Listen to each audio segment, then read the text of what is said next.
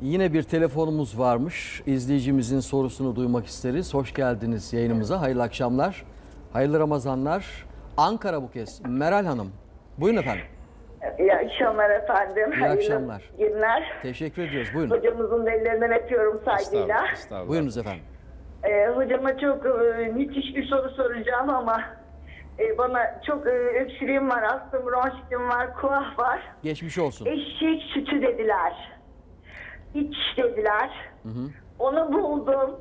Evet içtim ama ne kadar günahım mı var, sevabı mı var? Bunu tedirgin oldum. Biraz içtim, fazla içemedim. Eşek sütü. Yani hocamıza çok bunu sormak istedim. Tedirginim hala. Da geçen sene içmiştim. Ondan sonra çok tedirginim. Yani günahından da çok korkuyorum. Sanki domuz eti yemiş gibi günahından o şekilde korkuyorum yani hocam.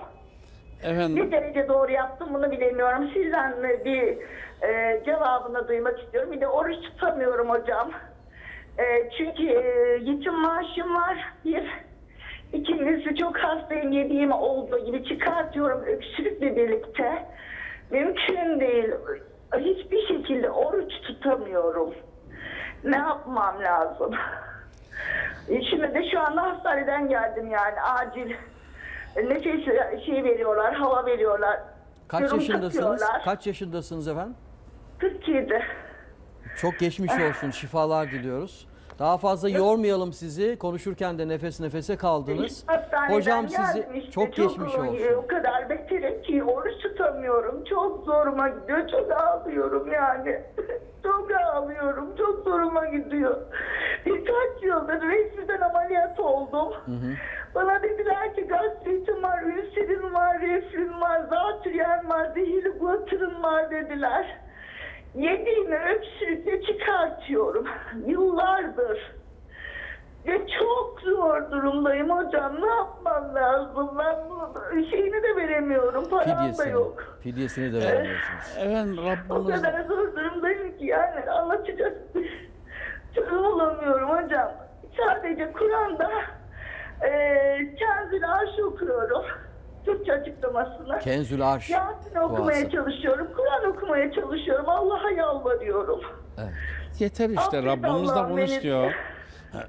Ne yapmam lazım? Sizden bir öğrenebilir miyim hocam? Peki. Teşekkür ederim. Biz Efendim, teşekkür ediyoruz. Yapılacak Şifalar şey, diliyoruz size. yapılacak şeyi siz yapıyorsunuz. Oruç tutamıyorsunuz, fidye veremiyorsunuz. Bundan dolayı Rabbimizden af dilemek lazım. Siz de onu yapıyorsunuz.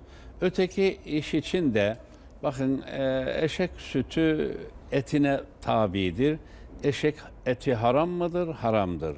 Sütü de onun gibidir. Aynen haramdır. Eşek eti haram olduğu için sütü de, Sütü de haramdır. Bundan dolayı da af dilemek lazım. Yanlış. Halkımız böyle söylüyor. Yani bir doktor tavsiyesi var mı? Yok, ama halkın dilinde böyle bir şey dolaşıyor. O yüzden sağlam kaynaklardan bu işleri öğrenmek lazım. Hocam tedavi amaçlı olsa dahi mi haram olur? Yine eğer alternatifi yoksa o zaman haram olmaz. Alternatifi yok. Doktor diyor ki eşek sütü içeceksin, bunun devası bundadır, başka alternatifi de yok diyorsa o zaman mesele yok.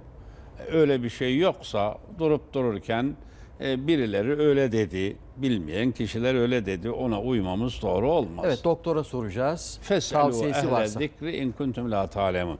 Bilmiyorsanız bilene sorun. Rabbimiz öyle buyuruyor. Oruç fidyesi de veremiyorum dedi. Zaten söylediniz. Ya öyle. Evet. Mevla şifa versin. Hanımefendiye geçmiş olsun Öyle diyoruz. efendim. Peki.